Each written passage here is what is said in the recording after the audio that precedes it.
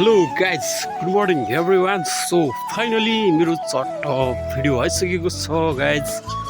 चट्ट हेर्दै सक्नुहुन्छ। म चाहिँ अहिले चट्ट कोमलटारतिर छु है गाइज, खेततिर छु, आफ्नै खेततिर जाँदैछु।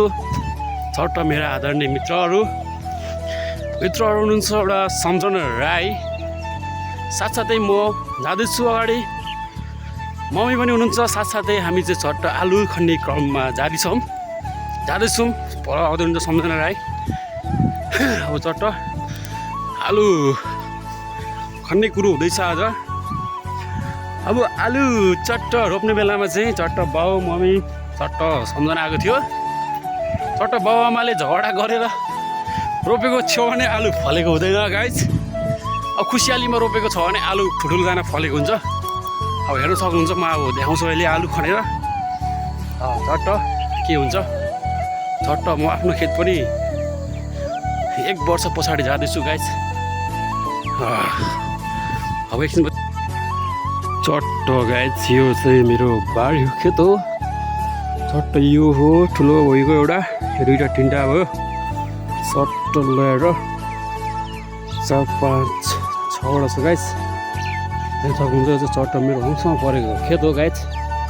1 बजी सरो मायाको सम कोमलटा पढाउँछ गाइज। देख्न सक्नुहुन्छ च्याट्ट लाएर। यसपालि गाइज आलु एकदम खतम फलेछ। म सुरु गरिसकेँ गाइज आलु खन्नलाई। चट्ट त मम्मी हुनुहुन्छ, फाल्दै हुनुहुन्छ यहाँ सुधा सम्झना छ चट्ट है। हो यति छ चट्ट लाएर। 12 केजी रोपेको भन्छ आलु, 15 केजी फले छैन जस्तो छ गाइज।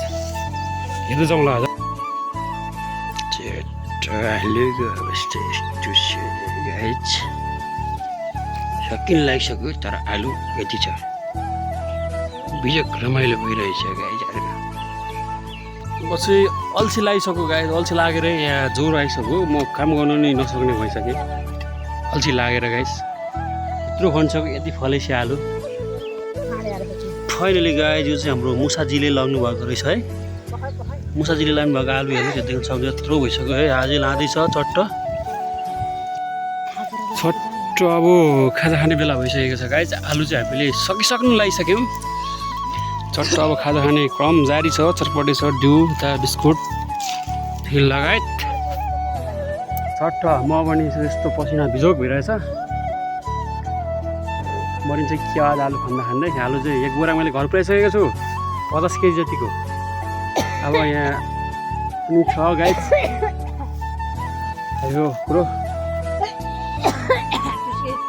1 बोरा आलु फलिसकेको छ अनि अर्को बोरा घर पुगिसकेको छ। अब चट्ट अब फर्किने बेला भइसकेको छ गाइज। चट्ट अब घर फर्किने क्रम जारी छ।